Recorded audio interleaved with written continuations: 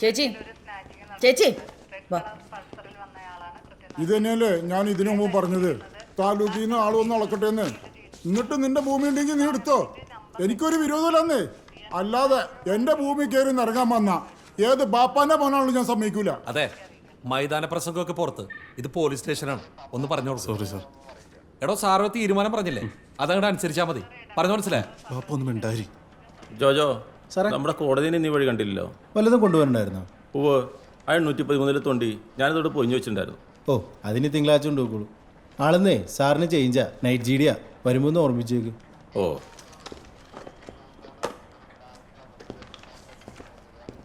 ആ പറയുന്ന കിടന്ന് ഒരു സാധനം പിടിച്ചാൽ തിരിച്ചു തരില്ല. ഓ പറ. നീ വല്ലതും ചോദിച്ചിട്ട് വിടുവാ. ഞാൻ ചോദിച്ചതിന് ചേച്ചി മറുപടി തന്നില്ല. എന്നാലേ ഞാൻ പറയുന്ന അങ്ങോട്ട് കേട്ടാൽ മതി. സാധാരണ ഒരു അസോൾട്ട്, ഈ അസോൾട്ട് എന്ന് പറഞ്ഞാൽ ഈ അടിപിടി കേസൊക്കെ, ഇതൊക്കെ ആയിട്ട് ആശുപത്രിയിൽ ചെന്നാൽ ഹോസ്പിറ്റലുകാർ ആദ്യം ഞങ്ങളെ ഇൻഫോം ചെയ്യും. വലിയ പരിക്കൊന്നുമില്ല, ഒ പി ആയിട്ട് പോയിട്ടുണ്ടെങ്കിൽ ഞങ്ങളത് കാര്യമാക്കാറില്ല. പിന്നെ പരാതിയായിട്ട് വന്നാലേ തുടർ നടപടിയുള്ളൂ. ഇന്നലെ ചേച്ചീനെയും കൊണ്ട് മോൻ ആശുപത്രിയിൽ ചെന്നപ്പോൾ ഞങ്ങൾക്കിവിടെ ഇൻറ്റിമേഷൻ വന്നു. ഒ പി ആയതുകൊണ്ട് ഞാൻ തിരിച്ചു വിളിക്കേണ്ടെന്ന് വിചാരിച്ചതാ. പിന്നെ അടി കൊണ്ടത് ഒരു സ്ത്രീക്കല്ലേ, ഒരു ഭാര്യയല്ലേ, ഒരു സ്ത്രീ എന്ന നിലയ്ക്ക് എനിക്ക് ഉൾക്കൊണ്ട തോന്നി. അതുകൊണ്ട് തിരിച്ചു വിളിച്ചതാ. ഹോസ്പിറ്റലിൽ നിങ്ങളുടെ ഇളയ മോൻ്റെ നമ്പറാണ് കൊടുത്തിട്ടുണ്ടായിരുന്നത്. എങ്ങാനും ഞാൻ വിളിച്ചില്ലായിരുന്നെങ്കിൽ ഇന്ന് നിങ്ങളുടെ വീട് ഒരു മരണവീടാ. അതറിയോ? ഞാൻ വിളിക്കുമ്പോൾ നിങ്ങളുടെ ഇളയ മോൻ ആത്മഹത്യ ചെയ്യാനുള്ള ഒരുക്കത്തിലാണ്. അവനെന്നോട് ചോദിച്ചെന്താണെന്നറിയോ? അമ്മയുടെ സ്വഭാവം നാട്ടുകാരും ഫ്രണ്ട്സൊക്കെ അറിഞ്ഞാൽ ഞാൻ എങ്ങനെ അവരെ മുഖത്ത് നോക്കുമെന്ന്. ശരിയല്ലേ? ഞാൻ എന്തൊക്കെ പറഞ്ഞിട്ട് അവനെ പിന്തിരിപ്പിച്ചതെന്നറിയോ? എനിക്കിതുപോലൊരു അനിയനുണ്ടായിരുന്നു. അവനിപ്പോൾ ഇല്ല, ഒരു ബൈക്ക് ആക്സിഡൻറ്റിൽ പോയി. ഞാനെങ്ങാനും വിളിച്ചില്ലായിരുന്നെങ്കിൽ ഇന്നത്തെ നിങ്ങളുടെ അവസ്ഥ എന്താ? നാട്ടുകാരും വീട്ടുകാരും എല്ലാവരും നിങ്ങളെ തള്ളി പറയില്ലേ? ഞങ്ങൾക്ക് ഇപ്പോൾ വേണമെങ്കിൽ നിങ്ങൾക്കെതിരെ ആത്മഹത്യാ പ്രേരണയ്ക്കുള്ള കേസെടുക്കാം. കരയണ്ട, തിരുത്താൻ പറ്റാത്ത തെറ്റൊന്നും ചേച്ചി ചെയ്തിട്ടില്ല. ചേച്ചി ഇനിയും ആ പഴയ നല്ല ഭാര്യ ആവണം, അമ്മയാവണം. ഇനിയും ചേട്ടൻ്റെയും മക്കളുടെ കൂടെ സന്തോഷമായിട്ട് ജീവിക്കണ്ടേ? ഞാനൊരു തെറ്റും ചെയ്തിട്ടില്ല സാറേ. എൻ്റെ ഏട്ടനെ അല്ലാതെ മറ്റൊരാളെ ആ സ്ഥാനത്ത് ചിന്തിച്ചിട്ട് പോലുമില്ല. പിന്നെ എൻ്റെ യൂട്രസ് മാറ്റിയതാ. 1.5 വർഷം മുമ്പായിരുന്നു സർജറി. അത് കഴിഞ്ഞപ്പോൾ എനിക്ക് പഴയ പോലുള്ള ആരോഗ്യം ഇല്ലാണ്ടായി.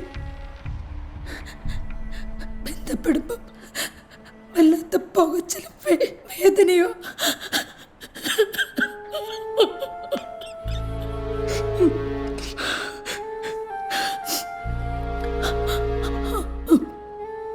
ഒന്ന് ബാത്റൂമിൽ പോലും പോകാൻ പറ്റാത്ത അവസ്ഥ.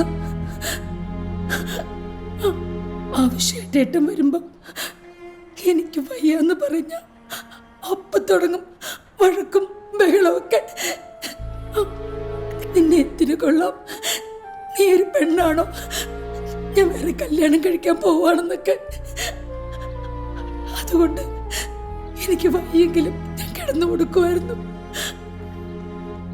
പിന്നീട് എനിക്ക് എല്ലാവരോടും ദേഷ്യമായി, വെറുപ്പായി. അപ്പൊ അയാളായിട്ടുള്ള ബന്ധം അതൊക്കെ വെറുതെ സാറേ. എൻ്റെ ഏട്ടനെ കാണിക്കാൻ വേണ്ടിയിട്ടാ ഞാൻ അയാളോട് അങ്ങനെയൊക്കെ കാണിച്ചത്. അപ്പൊ അയാൾക്ക് ഇങ്ങോട്ടോ? അയാൾ കാര്യമായിട്ടായിരുന്നു. പക്ഷെ എല്ലാവർക്കും അറിയാം അയാളൊരു ഞരമ്പ് രോഗിയാന്ന്. എന്നോട് അയാൾ കുറച്ചു മുമ്പേ അങ്ങനെയൊക്കെ പെരുമാറിയിട്ടുണ്ട്. ഞാനൊരു പെണ്ണാണോ എന്ന് ചോദിച്ചില്ലേ, അതുകൊണ്ടാ ഞാൻ അയാളോട് അങ്ങനെയൊക്കെ അടുപ്പം കാണിച്ചു തുടങ്ങിയത്. എനിക്ക് അയാളോട് വികാരം വിചാരമൊന്നുമില്ല, വെറുപ്പാ. അങ്ങനെയൊക്കെ എനിക്ക് പറ്റുമെന്ന് കാണിക്കാനാ ഞാൻ അയാളോട് അങ്ങനെയൊക്കെ കാണിച്ചത്. എൻ്റെ ഏട്ടൻ ഒരാൾ കാരണം ഞാൻ ഇങ്ങനെയൊക്കെ ആയിപ്പോയത്.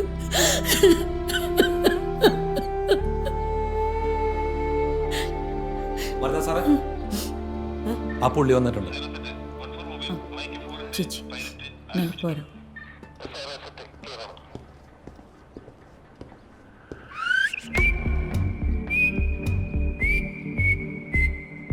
എവിടോടാ നിങ്ങോട്ട് മാറിയേക്ക്. മനാഫ് സാറേ. സാറേ ഞാൻ IP ഒന്ന് കണ്ടിട്ട് വരാം.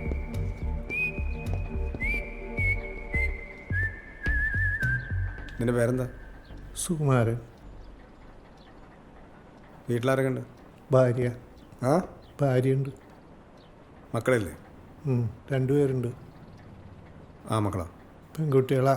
2നെയും കെട്ടിച്ചയച്ചു. ആ, കെട്ടിച്ചു വിട്ട് 2 പെൺമക്കളുടെ തന്തയാണല്ലേ? എന്നിട്ടാണ് നാറി ഈ തലപ്പരിപാടി കൊണ്ട് നടക്കുന്നത്? നിന്റെ പെണ്ണുമ്പിള്ളക്കിട്ടോ കെട്ടിച്ചിട്ടോ പെൺപിള്ളേർക്കിട്ടോ ഇതുപോലെ ആരെങ്കിലും ലൈൻ വലിച്ചത് നിനക്ക് താങ്ങൂടാ?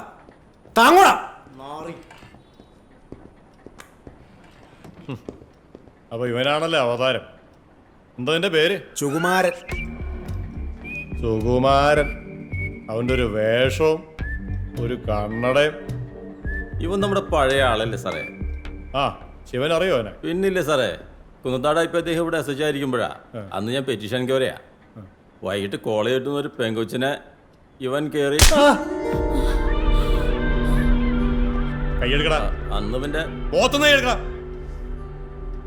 അന്ന് പിന്നെ പെണ്ണുപിള്ള ആ പെങ്കൊച്ചിന്റെ അച്ഛൻ്റെ അമ്മയുടെ കൈയും കാലും പിടിച്ചുകൊണ്ടാ കേസില്ലാതെ പോയത്. ഹാർട്ട് പേഷ്യൻ്റാ പണിയാം സാറേ. പെണ്ണുങ്ങളെ വഴി പഠിപ്പിക്കാലടാ. GD ശിവനല്ലേ sir? ആ, വനിതേ 354 വരാൻ പാകത്തിന് ആ സ്ത്രീയുടെ നിന്ന് മൊഴിയെടുക്കാൻ നോക്ക്. കുറച്ച് ദിവസം അകത്ത് കിടക്കട്ടെ സാറേ. അത് ശിവ സമയം കളയണ്ട. Remand report തയ്യാറായിക്കോ. 5 മണിക്ക് ഇപ്പോൾ കോടതി ഹാജരാ. സാറേ ഒരു തെറ്റ് പറ്റിയതാ, ഇനി ആവർത്തിക്കൂല. മനാഫ് സാറേ. സാറേ അത് കേസ് ഒന്നും വേണ്ടോ. ആ സ്ത്രീ തരുന്ന പരാതി എഴുതി മേടിക്ക്. എന്നിട്ട് അയാളുടെ ആരെങ്കിലും വന്നിട്ട് വിട്ടാൽ മതി. സാറേ കേസ് ഒന്നാക്കണ്ടെന്ന് പറയാൻ എനിക്ക് സമയത്തിന് പോകണം. ഇതിനൊരു തീരുമാനമാക്ക്.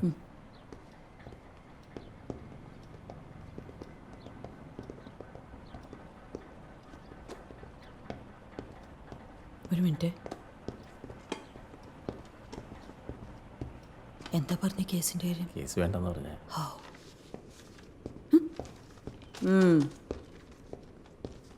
ചേട്ടൻ വന്ന് കേട്ടിടത്തോളം പ്രശ്നം ചേട്ടനാട്ടോ. ഞാനോ? അവൾ പറയുന്നത് നുണയാണ് സാറേ. സാറിനറിയില്ല, ഞാൻ അവളെ വിവാഹം കഴിച്ചതിന് ശേഷം ഇന്നേ വരെ ഒരു കഷ്ടപ്പാട് ഞാൻ അറിയിച്ചിട്ടില്ല. പുതിയ ഡ്രസ്സിനോ തിന്നാനോ കുടിക്കാനോ ഒന്നിനൊരു കുറവും വരുത്തിയിട്ടില്ല. ഇതേ തന്നെ പോലുള്ള എല്ലാ ഭർത്താക്കന്മാരും സ്ഥിരം പല്ലവിയാ. ഇതുകൊണ്ടാണ് ഇപ്പോഴത്തെ പെൺകുട്ടികൾ ജോലി കിട്ടിയിട്ട് കല്യാണം മതി എന്ന് പറയണേ. ഈ പിച്ചക്കണക്ക് കേൾക്കണ്ടല്ലോ. വാ. സോറി ചേച്ചി, ഇരുന്ന് മടുത്തോ? ഇരിക്ക്. ചേട്ടാ, ഈ മക്കളൊക്കെ വലുതായി കല്യാണമൊക്കെ കഴിയുമ്പോഴേ നമുക്കൊന്ന് പ്രായമായി എന്നുള്ള ബോധമൊക്കെ വേണം. ചില കേസിൽ നമ്മളൊന്ന് ഒതുങ്ങണം. ചേച്ചിയുടെ യൂട്രസ് റിമൂവ് ചെയ്തതല്ലേ? ആ അവസ്ഥയിൽ ഒരു 10% സ്ത്രീകൾക്ക് സെക്സിനോട് വിരക്തി ഉണ്ടാവും.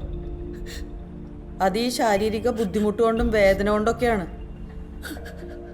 27 വർഷം ഒരുമിച്ച് ജീവിച്ചു എന്ന് പറഞ്ഞിട്ട് എന്താ കാര്യം?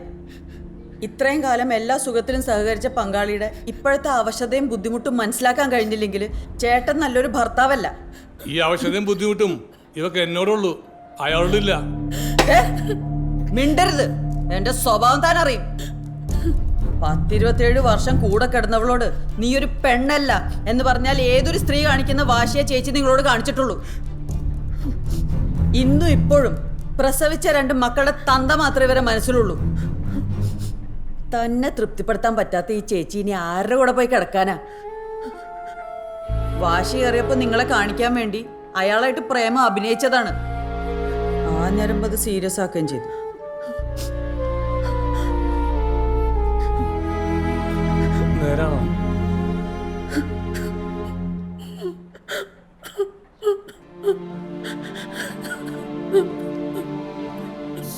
ശരിയാ, ഞാൻ തന്നെ തെറ്റുകാരൻ. ഇവളുടെ അവസ്ഥ അറിഞ്ഞിട്ടും ഞാനത് മനസ്സിലാക്കാൻ കൂട്ടാക്കിയില്ല. പൊറുക്കണം. എല്ലാം എൻ്റെ തെറ്റാ. ഞാനാ തെറ്റുകാരൻ. എനിക്കിപ്പോ മനസ്സിലാവുന്നുണ്ട്.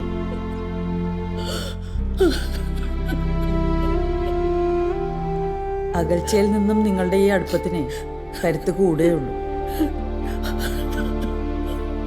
വാ ചേച്ചി, വാ നമുക്ക് സാറിനെ കാണാം. ആ അത് കുഴപ്പമില്ല, ഞാൻ സംസാരിച്ചോളാം. വനിതേ, എന്നാൽ ശരി പ്രാശ, ഞാൻ വിളിച്ചോളാം. ഓക്കെ. ആ ലീവിൻ്റെ കാര്യം നടക്കില്ല കേട്ടാ. അയ്യോ അങ്ങനെ പറയല്ലേ സാറേ, എനിക്ക് നാളെ ലീവ് കിട്ടിയേ പറ്റുള്ളൂ. ഞാൻ എന്ത് ചെയ്യാനാണ് വനിതേ? നാളെ പള്ളി ഡ്യൂട്ടിക്ക് 5 പേരാണ് ചോദിച്ചേണത്. അതൊന്നും എനിക്ക് അറിയണ്ട, എനിക്ക് ലീവ് കിട്ടിയേ പറ്റുള്ളൂ സാറേ. ഞാൻ ആ കല്യാണത്തിന് പോയില്ലെങ്കിൽ കുടുംബ പ്രശ്നമാവും. കഴിഞ്ഞ ഞായറാഴ്ച 5 പേരെ ചോദിച്ചിട്ട് 4 പേരെ കൊടുത്തേനാ സാറ് സാട്ടയും കഴിഞ്ഞ് ഡെൽറ്റ ഓഫീസിൽ പോയിട്ട് അറ്റൻഷൻ നിന്നത്. അതൊന്നും എനിക്ക് അറിയാൻ പാടില്ല സാറേ, എനിക്ക് ലീവ് വേണം. വേറെ ആളില്ല വനിതേ. നാളെ പാറാവിലേക്ക് 2 പേരെ എങ്ങനെ ഒപ്പിക്കുന്നത് ഞാൻ ആലോചിച്ചുകൊണ്ടിരിക്കുന്നത്. അതിൻ്റെ ഇടയ്ക്ക് GDക്ക് വേണം 2 പേര്, NPക്ക് വേണം 2 പേര്, മൊത്തം 6 ആളായോ? ഇന്നത്തെ നൈറ്റുകാർ 6 പേർ റെസ്റ്റും പോവും. ബാക്കിയുള്ളവരെ ഞാൻ ഇവിടെ നിർത്തുണ്ടാക്കാനാ? ജോജോ. ആ സാറേ. നാളെ ഡെൽറ്റ ഓഫീസിൽ നിന്ന് സിജോനോട് പാറവ് കയറാൻ വരാൻ പറ. ആ പറയാം. ഇപ്പം തന്നെ വിളിച്ചേക്ക്. ആ സാറേ. ഞാൻ അവനെന്തെങ്കിലും ഒഴിവ് പറയുകയാണെങ്കിൽ ഞാൻ വിളിച്ചോളാം. ശരി സാർ. എന്നാ IPA കാണാം. സാറ് പറഞ്ഞോ. ഓക്കെ.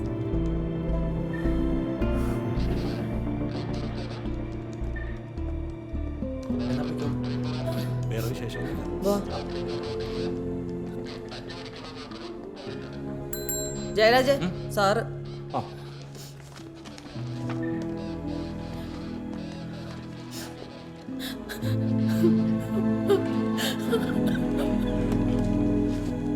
ആ റെജിയോടൊന്ന് വരാൻ പറയും. ഓ സർ.